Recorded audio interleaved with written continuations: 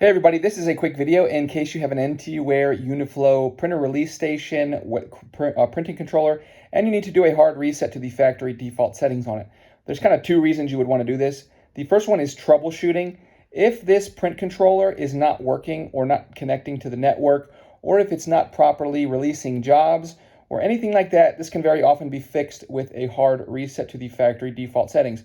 The second reason you might want to do this is if you are setting this printer controller up on a new printer or in a new office or just any kind of situation like that, where you want to get it back to the way it was when it came out of the box. We can do that very easily.